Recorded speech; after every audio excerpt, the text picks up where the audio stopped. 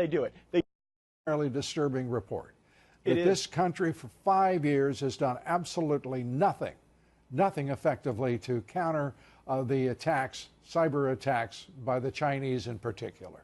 President Trump is the first president in the modern era to understand the fusion between China's military and strategic interests and the economic game that they have played with fools in the United States for decades.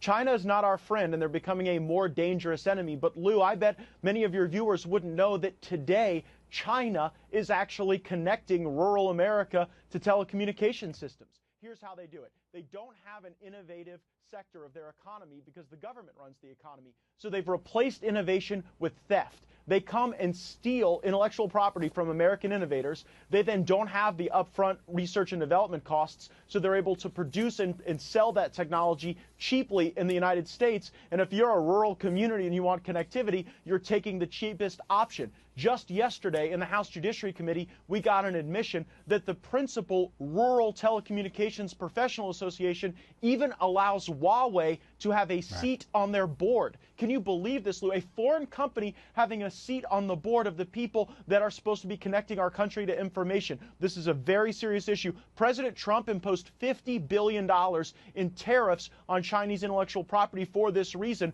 But as you've laid out, this is not just an economic battle. This is a battle that has national security and strategic consequences. And those consequences are becoming more dire with each passing day.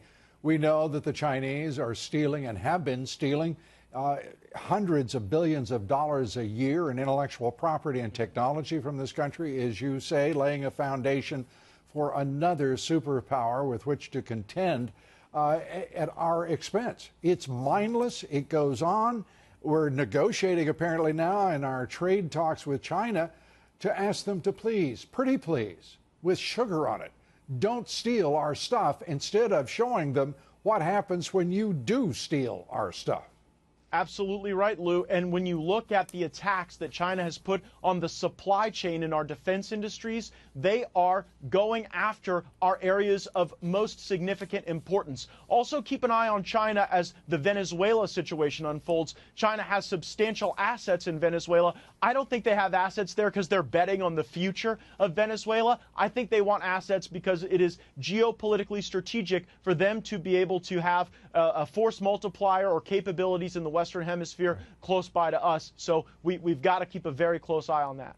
For the very same reasons that Russia is still maintaining Cuba and also taking its what are laughably called security forces to Venezuela to protect Maduro. Maduro is without question